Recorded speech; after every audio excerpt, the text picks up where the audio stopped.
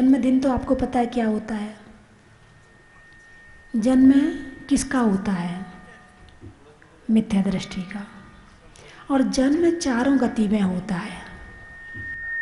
जन्म चारों गति में होता है, अर्थात पशुओं का भी जन्म होता है, गाय का, भैंस का, कुत्ते का, गधे का, चींटी का, मच्छर का, मक्खी का, नारकियों का, देवों का, जन्म सबका होता है। जन्म होना कोई बड़ी बात नहीं है। जन्म तो एक बड़ी साधारण सी प्रक्रिया है। जीवन परिवर्तन जब होता है तो जन्म से शुरू होता है और मरण में समाप्त होता है। तो जन्म लेने के लिए तो अनंत जीव प्रति क्षण समय समय जन्म ले रहे हैं और मरण को प्राप्त हो रहे हैं। जन्म लेना कोई बड़ी बात नहीं है। जन्म क्यों लिया है, इस लक्ष्य को प्राप्त करना ये बड़ी बात होती है। उस लक्ष्य को प्राप्त करना बड़ी बात होती है। तो जन्मदिन हो गया, मान लिया कि जन्म हो गया, लेकिन अब उसको जन्म जयंती बनाओ। ऐसा पुरुषार्थ करो, अपने जीवन में इतनी शक्ति, इतनी ऊर्जा प्राप्त करो, इतना धर्म करो कि वो जन्मदिन जन्म जयंती बन जाए। जन्म जयंती का मतलब है कि जो जन्म पर विजय प्राप्त करने के लिए निकल चुका है, जन्म पर विजय प्राप्त करने के लिए निकल चुका है।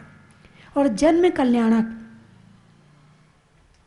कल्याणक जिनका जन्म स्वयं के और दूसरों के कल्याण के लिए होता है, उसे कहते हैं जन्म कल्याणक।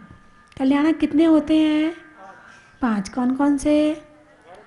गर्भ, जन्म, तप, ज्ञान, मोक्ष। इसमें से आपके कितने हो गए? उंगली दिखा दो ना, उंगली। गर्भ जन्म हो गया हो तो 2 हो गए, ज्ञान आ गया होगा तो 3 हो गए, तपस्या करते हो गए तो 4 हो गए। उठाइए उंगली, उठाइए, अपना अपना हाथ उठाइए। पीछे से 2 उंगली आई हैं, दिख रही है मुझे। 2 उंगली वाले, 2 कल्याणक वाले बैठे हैं। अच्छा, कल्याणक नहीं हुए? मैं वही तो पूछ रही थी आपसे। हमारा गर्भ तो हुआ है मगर कल्याणक नहीं हुआ है। हमारा जन्म तो हुआ है मगर कल्याणक नहीं हुआ है। आप देखो, भगवान जब गर्भ में आते हैं तो आने के पहले 6 महीने पहले से रत्नों की वर्षा शुरू हो जाती है। ये है कल्याणक। अभी आए नहीं है मगर उजाला आ गया। सूर्य निकलने के पहले जैसे लालिमा आ जाती है, ऐसे भगवान के आने के पहले सुखी जीव आ रहा है तो आने के पहले सबको सुखमय कर दिया, सबके घर रत्नों से भर दिए, सबको माला माल कर दिया। उनको रत्नों की जरूरत नहीं है, वे स्वयं रत्न है। और उनके आने के पहले सारी धरती सुखी हो जाती है। फिर जन्म हुआ, गर्भ में आए, गर्भ आने के बाद फिर जन्म हुआ। तो जन्म कल्याणक हो उसका वर्णन करना तो बड़ा मुश्किल है। और जो भगवान के कल्याणक है ना, वो मनुष्य कम मनाते हैं, देवता ही ज़्यादा मनाते हैं। जितने रत्न बरस रहे हैं ना, एक टाइम में 12 करोड़ रत्न बरसते हैं। कितने? 12 करोड़, है ना। कौन बरसाता है? देवता। अच्छा, एक बार में 3.5 करोड़, एक बार में 3.5 करोड़, 4 बार में फिर हिसाब लगा लो कितने हो जाएंगे। अब मान लो हम आपको 14 करोड़ रत्न देते हैं और आपसे कहें कि जाओ बरसा के आओ, आप उन रत्नों का क्या करेंगे? और वो तो असली होते हैं, प्योर असली वाले। आप क्या करेंगे कि उन रत्नों को तो अपने घर में रख लेंगे और नकली खरीद के ले आएंगे। कौन देख रहा है, किसको पता है? और फिर तो ये अपने जयपुर के जौहरी हैं, इन्हें असली नकली का बड़ा भेद होता है। ये तो बिल्कुल नहीं बरसाने वाले। लेकिन देवता भगवान की सच्ची भक्ति करते हैं और रत्नों की वर्षा करते हैं।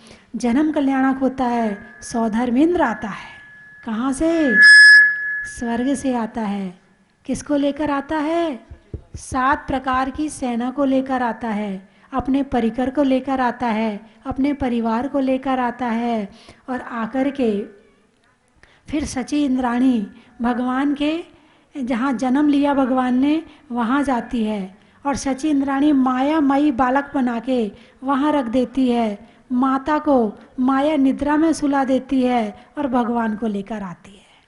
अब भगवान की सुंदरता का वर्णन क्या है, कितने सुंदर होते हैं भगवान। यानी कि सौधर में इंद्र 1000 नेत्र बनाकर भगवान को देखता है। कितने?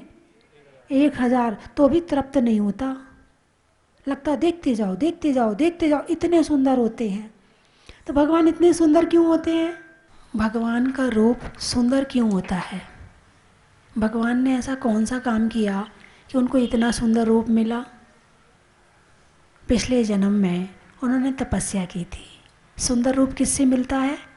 तपस्या करने से, भगवान की भक्ति। सुंदर रूप की प्राप्ति होती है। आप लोगों को सुंदर रूप की प्राप्ति कहाँ से होती है? अरे बोलिए ना, आप लोग सुंदर हैं कि नहीं हैं? पहले तो खुद को सुंदर मानो, तब तो हम आगे बात करें। फिर वो रूप कहाँ से प्राप्त? तो भगवान आदिनाथ का जन्म कल्याणक है। आज क्या है? भगवान आदिनाथ का जन्म कल्याणक है। 24 तीर्थंकरों में प्रथम तीर्थंकर, 24 तीर्थंकरों में प्रथम तीर्थंकर। कर्म भूमि यहीं से शुरू हुई थी। उस कर्म भूमि के प्रथम तीर्थंकर आदिनाथ हैं। और भोग भूमि जो थी इसके पहले थी। जब कर्म भूमि शुरू हुई तब तीर्थंकरों का जन्म हुआ। उनमें सबसे पहले तीर्थंकर, इनका दूसरा नाम ऋषभदेव भी है और आदिनाथ भी है। 2 नाम हैं इनके, ऋषभदेव और आदिनाथ। आपके भरत चक्रवर्ती और बाहुबली पुत्र थे। इसके अलावा 101 पुत्र और थे। तो भरत चक्रवर्ती, इस देश का नाम भारत कैसे पड़ा? इस देश का नाम भारत कैसे पड़ा? प्रथम चक्रवर्ती भरत था, भरत के नाम से भारत पड़ा। चक्रवर्ती यानी 6 खंड। अभी आप जो भारत देख रहे हैं ना, ये तो बहुत सिकुड़ गया, बहुत सिकुड़ गया। ये नेपाल, जापान हैं, और ऑस्ट्रेलिया और बंगाल, और जितने भी आसपास के जितने, चीन, चाइना, ये सब भारत था पहले। लेकिन अब जैसे जैसे काल बढ़ रहा है वैसे वैसे इसके खंड भी होते जा रहे हैं। लेकिन ये पूरा भारत था। ऑस्ट्रेलिया में आज भी 3000 प्रतिमाएं बिना सिर की दिगंबर प्रतिमाएं रखी हुई है। 3000 प्रतिमाएं ऑस्ट्रेलिया में। उसकी फ़ोटो आई मेरे पास में। एक कोलंबिया है, कॉम्बिया है, क्या है, कंबोडिया, वहाँ पर नंदीश्वर द्वीप मिला हुआ है। पाकिस्तान में 50 जैन मंदिर हैं। ऐसे मतलब इस संस्कृति, जो जैन संस्कृति है, ये मूल संस्कृति है। पहले एक यही थी, इसके सिवा कुछ था ही नहीं।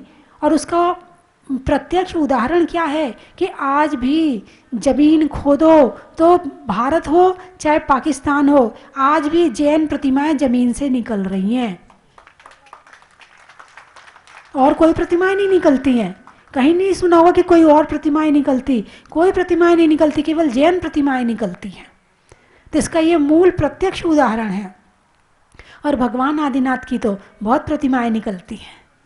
भगवान आदिनाथ को तो सभी हिंदू धर्म में भी बहुत ज़्यादा माना जाता है। वहाँ कहा जाता है ये ऋषभदेव के नाम से है, ऋषभदेव के नाम से, वहाँ पर ऋषभदेव के नाम से मानते हैं। तो भगवान आदिनाथ का आज जन्म कल्याणक है। तो हम उनका जन्म कल्याणक कब हुए थे? भगवान कितने साल पहले हुए थे? 100 साल, 200 साल, 300 साल, 42,000 वर्ष कम, एक कोड़ा कोड़ी सागर पहले। कितना? कोड़ा कोड़ी यानी 10 करोड़ में 10 करोड़ का गुणा करो, जो निकलेगा वो कोड़ा कोड़ी होता है, हैं? और सागर तो और बड़ा होता है। अब उतने सागर, अब सागर का क्या हिसाब बताऊं आपको। जैसे समुद्र की बूंदों को नापा नहीं जा सकता, ऐसे सागर को भी काउंट नहीं किया जा सकता है। तो एक कोड़ा कोड़ी पहले तो, और उसके बाद फिर सागर। इतने समय पहले भगवान हुए थे। अभी तो हम भगवान महावीर का ही पूरा जो पढ़ रहे हैं उनका पूरा नहीं निकाल पाते इतिहास कि कहाँ क्या। अभी भी आपस में ही रहता कि भाई कहाँ जन्म हुआ, कहाँ क्या हुआ। और फिर तो भगवान ऋषभदेव, और आज उनका इतिहास हमें मिल रहा है, उनकी प्रतिमाएं हमें मिल रही हैं, उनके गुण हमें मिल रहे हैं, उनके समोशरण का वर्णन मिल रहा है, उनके भगवान होने का प्रमाण मिल रहा है। ये बहुत बड़ी बात है। और इसका कारण है कि एक तीर्थंकर होते हैं, पहले वो धर्म देशना देते हैं, फिर दूसरे होते हैं तो वो पहले वाले के विषय में बताते हैं, फिर तीसरे होते हैं तो पहले दो के विषय में बताते हैं। ऐसे 24वें तीर्थंकर भगवान महावीर हुए तो उन्होंने 23 तीर्थंकरों का वर्णन किया है। इसलिए आज हमें भगवान आदिनाथ का जन्म कल्याणक मनाने का मौका मिल रहा है। और भगवान महावीर की देशना ना मिलती तो हम भगवान आदिनाथ को भी नहीं जान पाते। तो आज आदिनाथ भगवान का जन्म कल्याणक है, जन्मदिन, जन्म जयंती और जन्म कल्याणक। तो आपका तो अभी जन्मदिन हुआ है, खुशी होती नहीं होती है? जब आज जिस दिन आपका जन्मदिन होता है आपको कैसा लगता है? फूले नहीं समाते हो? कई दिन पहले से फ़ोन करके सबको बताते हो विश करना, मुझे भूल मत जाना। हाँ, भूल गए ना तो फिर देख लेंगे तुम्हें, तुम्हारा भी तो आएगा, फिर बताएंगे हम किसी को नहीं विश करने देंगे। हैं, तुम्हारा जन्मदिन ऐसा है, तुम्हें विश करवाना पड़ता है, और कोई भूल जाए तो गुस्सा भी करना पड़ता है, हैं? और आदिनाथ भगवान तो आज है ही नहीं यहाँ पर, और हम उनका जन्म कल्याणक मना रहे। काम करो ऐसा, काम करो ऐसा कि किसी को कहने की ज़रूरत ना पड़े।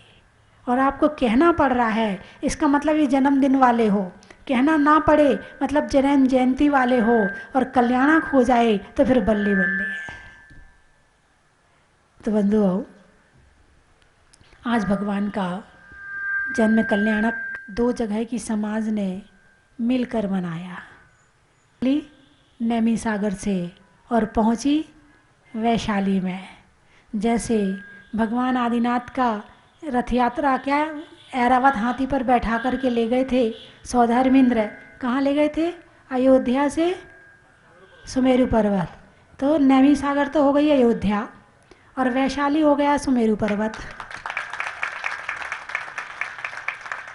आते हैं लोग, बुलाने वाला चाहिए, देते हैं लोग, लेने वाला चाहिए, हंसते हैं लोग, हंसाने वाला चाहिए, और झुकते हैं लोग, झुकाने वाला चाहिए।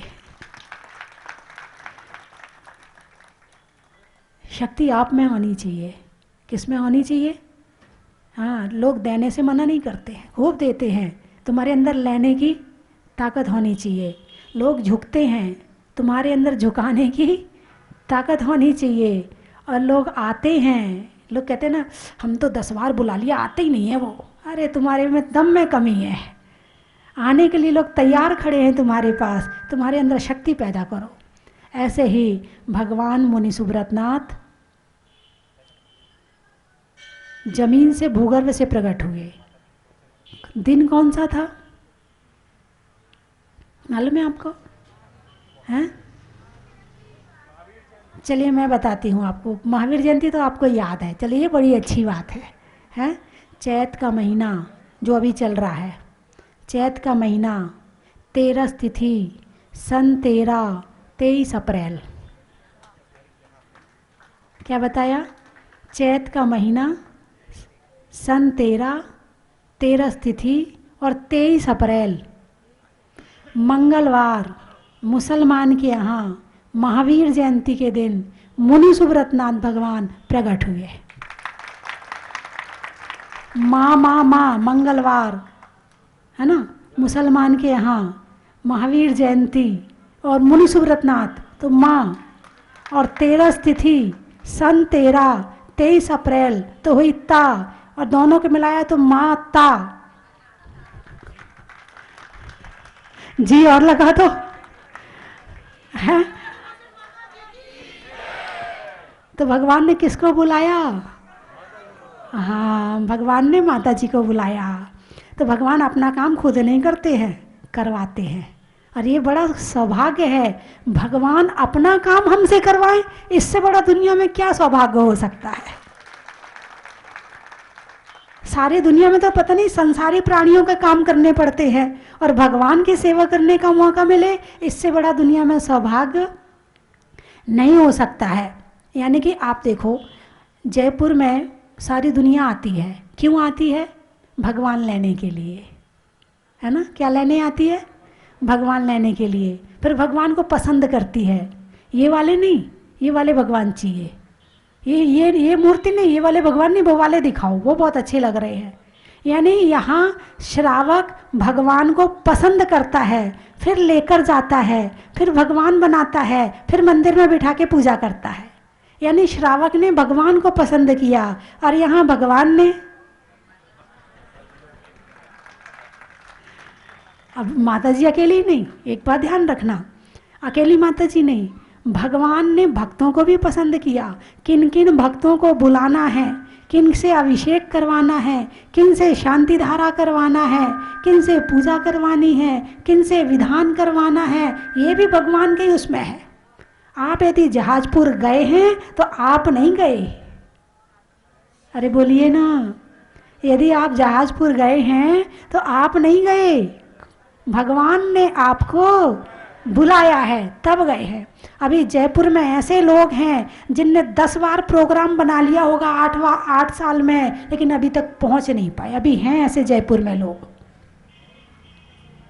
तो भगवान को किससे सेवा करवानी है, किससे मंदिर बनवाना है, किससे शिखर बनवाना है, किससे वेदी में विराजमान होना है, किससे वेदी बनवानी है, किससे धर्मशाला बनवानी, किससे कमरा बनवाना, ये तुम्हारे हाथ में नहीं है। वहाँ का सारी बागडोर उनके हाथ में है। और हम फूले नहीं समाजते, हम जहाजपुर में ऐसा करके आए हैं, हमने जहाजपुर में ऐसा, अरे तुमने नहीं किया है, भगवान ने करवाया है। तो ऐसे अतिशयकारी भगवान जब धरती पर प्रकट हुए, जब धरती से निकले, तो फिर भक्तों के जीवन में एक नई क्रांति आई। और एक कई तरह से आई है। एक तो आई है अभिषेक से। आपने जब भगवान का अभिषेक शुरू हुआ था, उसके पहले टीवी में जो अभिषेक आता था वो कितने लोग देखते थे? घर के बूढ़े बड़े ज़्यादा देखते थे, और जो छोटी उम्र वाले वो नहीं देखते थे। लेकिन जब से भगवान का अभिषेक शांति धारा टीवी में आई है, ऐसी क्रांति आई, ऐसी क्रांति। उसके बाद तो माँ कहती बेटा पहले अभिषेक देख फिर दूध मिलेगा, पहले अभिषेक देख ले फिर स्कूल जाना। घर में सारे के सबको इकट्ठा किया जाता, जहाजपुर वाले भगवान आ गए। और उसका प्रभाव ये है, और क्यों वो भी कारण बता दूं। उसका कारण है कि टीवी में देख करके हजारों लोगों के साथ अतिशय हुआ है। एक अतिशय मैं आपको बता देती हूँ। एमपी में देवरी नाम का एक गांव है, देवरी में बीनावारा के पास में है। वहाँ से एक परिवार आया था। तो उस परिवार ने आकर मुझे बताया, बोले हमारे घर में 75 साल की अम्मा जी है, वो कोमा में चली गई। हम डॉक्टर के पास ले गए तो डॉक्टर ने कहा उम्र 75 साल है, अब इलाज करवाने से कोई फ़ायदा नहीं है, आप तो इंतज़ार करो। किस बात का? ऊपर जाने का। अब तो आप इंतज़ार करो, इनका कोई इलाज नहीं है। अब डॉक्टर ने मना कर दिया, वो घर लेकर आ गई। अब उनका जो बेड था, वो जिस कमरे में टीवी थी उसी कमरे में बेड लगा हुआ था, वो बेहोश पड़ी है। उनके घर वालों ने सोचा अब क्या करें, अब क्या करें। तो निश्चित है कि जब कहीं रास्ता नज़र नहीं आता तो भगवान ही नज़र आते हैं, है ना। अब उनके घर वालों में जो उनके घर की बड़ी पुत्री थी, उसने जब भगवान का अभिषेक टीवी में आता है तो भगवान को ऊपर से नीचे, नीचे से ऊपर पूरा दिखाया जाता है। तो बीच में चरण भी आते हैं भगवान के। तो उसने क्या किया, वो रोज़ हाथ गीले कर लेती और जैसे टीवी में चरण दिखाई देते वो झट उन चरणों में हाथ लगाती और वो हाथ अम्मा जी के सिर पे जाके लगा देती। 3 दिन में अम्मा जी को होश आ गया, 3 दिन में। और अम्मा जी चलने फिरने लगी और आराम से मंदिर जाने लगी। एक अतिशय ये, एक अतिशय विदिशा में हुआ था कि उनने टीवी में देखकर कह दिया था, उनके बच्चे का सिलेक्शन नहीं हो रहा था और बहुत मुश्किल हो रही थी। उनने कह दिया टीवी में देख के भगवान सिलेक्शन हो गया तो इसकी पहली तनख्वाह में वहीं हम देंगे वहाँ पर। और बस वहाँ कहा है, और जो बिल्कुल होने वाला नहीं था, तीसरे दिन हो गया और पहली तनख्वाह लेकर वो जहाजपुर में आए। तो अम्मा जी रात को बीमार हुई और इतनी बीमार हुई कि वो चल फिर भी नहीं पा रही थी। तो सुबह उनको नहला धुला के कुर्सी पे बिठा दिया, उठा के ले जा रहे थे, उठा के रख रहे थे, तो उनको कुर्सी पे रख दिया। बोले आप अभिषेक देखो, अभी हम आपको डॉक्टर के यहाँ जरा खुल जाए दुकान फिर चलेंगे। और अम्मा जी जैसे अभिषेक आया तो अम्मा जी तो ये तो भूल गई कि मैं चल नहीं सकती, मैं बीमार हूँ। और जैसे ही अभिषेक आया उनको लगा मैं भगवान के चरण छू लूँ जाकर। और वो टीवी से करीब 8 फीट दूर बैठी थी और चल के पहुंच गई वहां तक और चरण छू ली। और जब उन्हें याद आया, अरे मैं तो बीमार थी, मैं तो ठीक हो गई, और उन्हें डॉक्टर के यहाँ जाने की भी जरूरत नहीं पड़ी। एक आपके यहाँ पर जयपुर की एक घटना है कि एक तो उनको अस्पताल ले गए, अस्पताल में उनकी पत्नी को कह दिया कि भाई अब इनका कोई ट्रीटमेंट है नहीं, आप इनको घर ले जाओ। तो उन्होंने कहा भाई रात तो काटने दो, मैं अकेली हूँ, सुबह बुलाऊंगी सबको रिश्तेदारों को तब ले जाऊंगी। रात भर बैठकर उस महिला ने रात भर सोई नहीं और भगवान का चालीसा सिराने बैठकर पढ़ा। सुबह वो महिला अपने पति के साथ पति को पैदल घर ले गई। जयपुर के तो कई अतिशय हैं, जयपुर वालों के कई अतिशय हैं। अभी मैं गई थी मंगल विहार, मंगल विहार में बताया कि उनका बेटा बोलता नहीं था, तो उन्होंने कह दिया कि और चलता भी नहीं था, तो उन्होंने कहा भगवान 27 दिन के अंदर चलना चाहिए और बोलना चाहिए। वो 27 दिन के अंदर ही अंदर चलने भी लगा और बोलने भी लगा। अब इतने अतिशय जिन भगवान के होंगे तो दुनिया दौड़ी क्यों नहीं आएगी, हैं?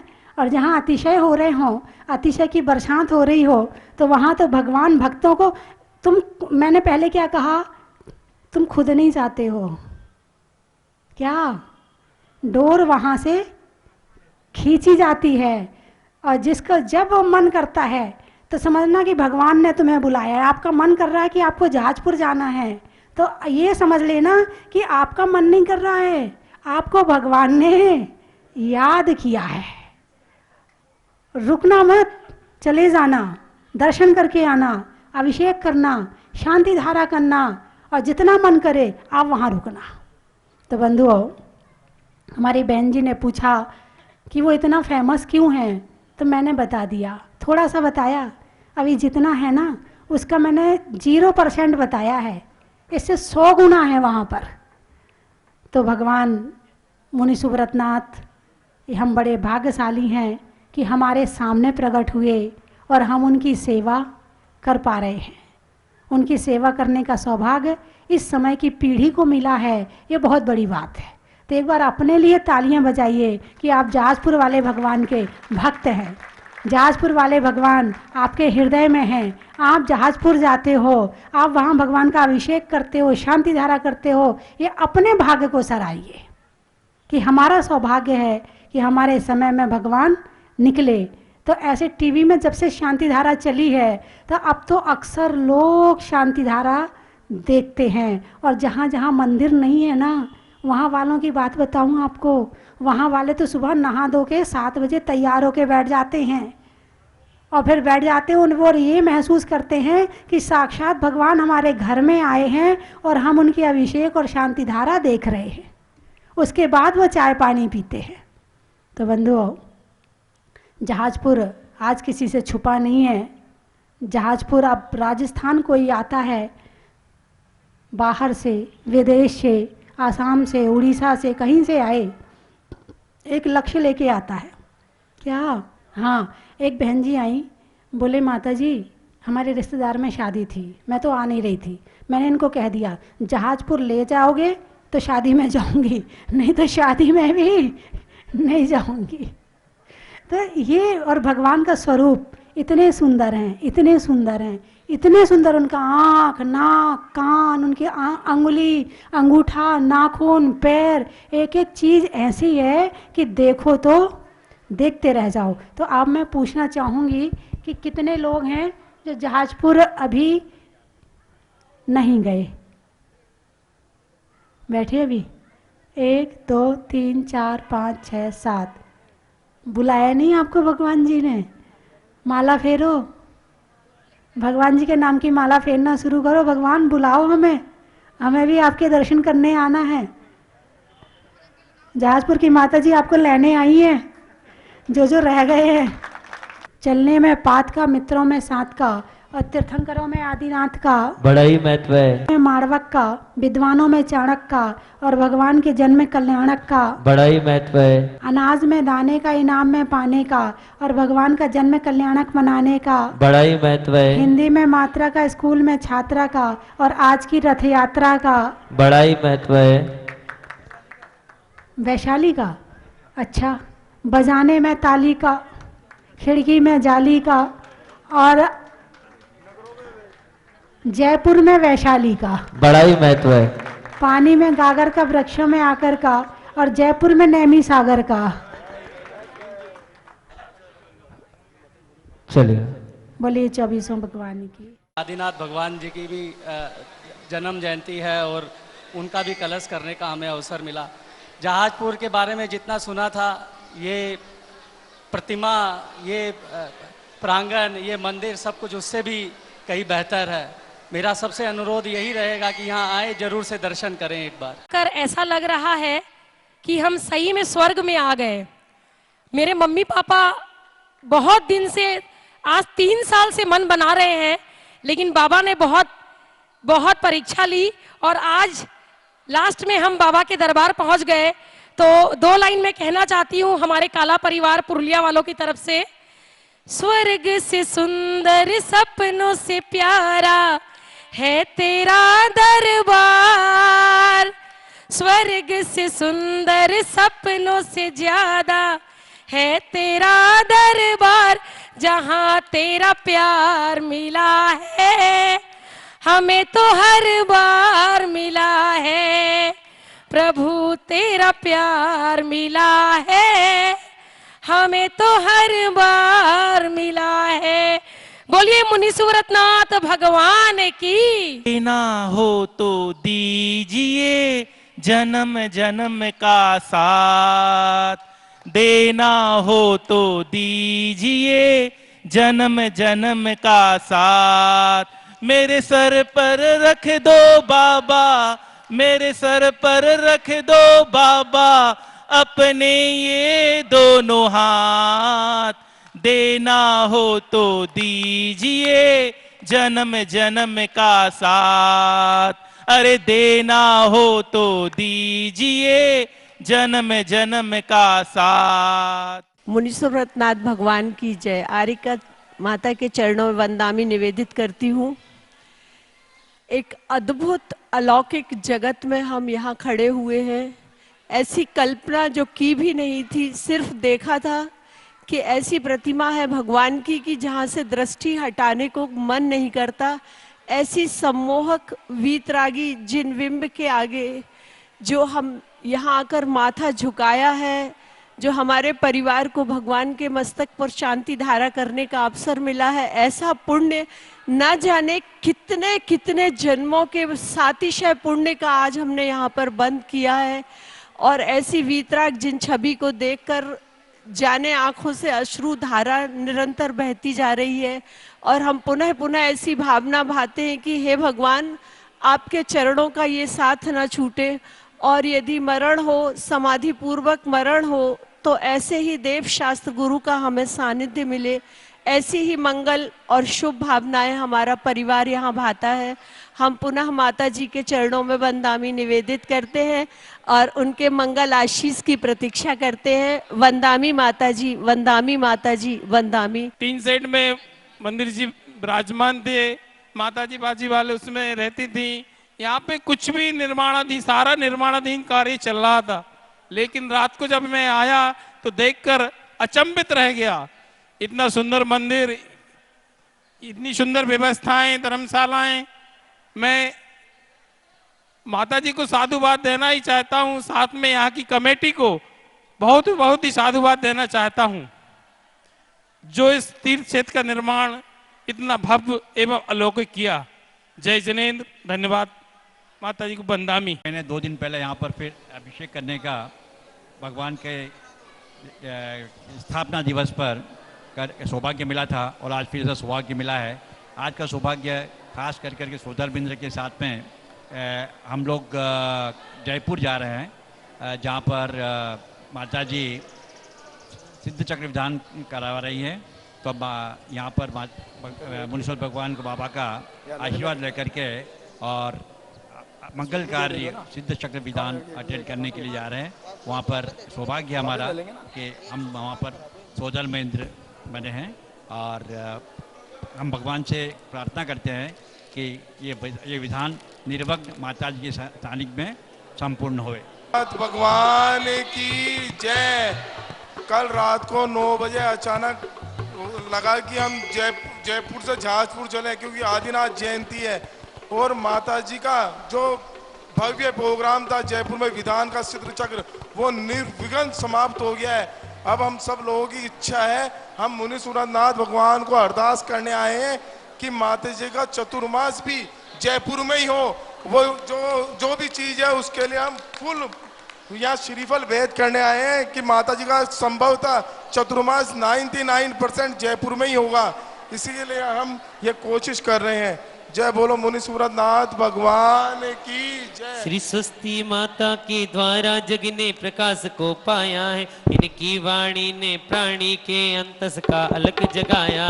हम केवल शब्दों के द्वारा क्या अभिनंदन कर सकते। सौभाग्य से हमें भगवान के प्रथम दर्शन प्राप्त हुए थे। सुबह आज हम मंदिर खुलने से पहले ही पहुंच गए थे। भगवान के दर्शन करते ही इतनी जो ऊर्जा थी मंदिर में, इतनी पॉजिटिव एनर्जी थी ना। आप सभी से अनुरोध है कि आए, सुबह प्रथम दर्शन करने का अगर संयोग बने तो वो ज़रूर करें। भगवान में इतनी एनर्जी है ना इस मंदिर में कि जो यहाँ पर आके ही फील होती है। हमारा काफ़ी टाइम से जहाजपुर आने का मन था, किस्मत ने यहाँ पे दर्शन हुए भगवान के। मुनि सूरनाथ भगवान के दर्शन करके हमारा तो इतना ज़्यादा अंदर एनर्जी आई है। आप सभी से अनुरोध है कि ज़रूर भगवान के दर्शन नित्य करें।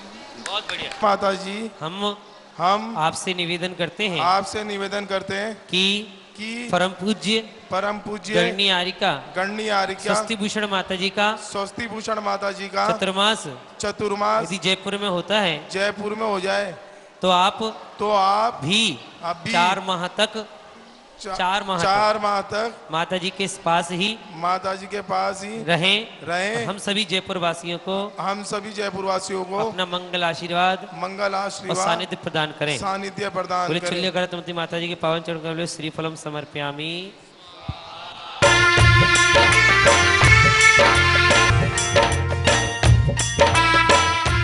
कंचन की थाल को सजाओ रे आज, रत्नों की थाल को भर लाओ रे आज।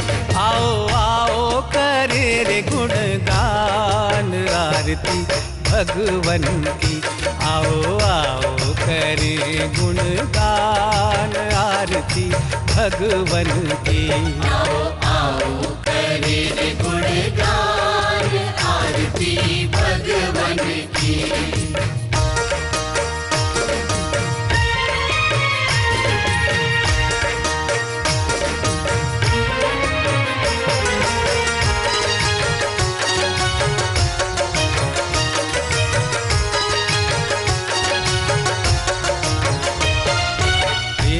सुमित्र के राज दुलारे, माँ पद्मा जी के नैनों के तारे।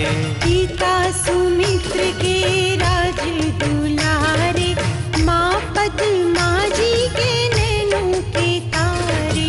राजगृही में जन्म लियो आप, राजगृही में जन्म लियो आप। आओ आओ मनाए खुशी आज आरती भगवन की। आओ आओ करे गुणगान आरती भगवन की। आओ आओ करे गुणगान आरती भगवन की।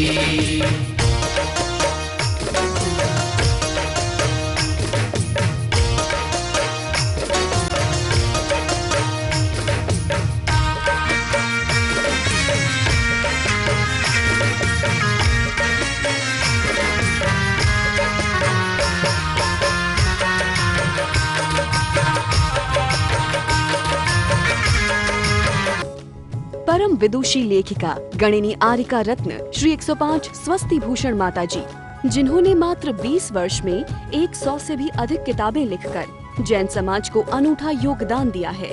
बड़े बड़े विधान जैसे कल्पद्रुम महामंडल विधान, सिद्ध चक्र महामंडल विधान, इंद्रध्वज महामंडल विधान एवं विशेष जिनपद, पूजांजलि आदि महत्वपूर्ण साहित्य बहुत ही सरस, सरल व सुबोध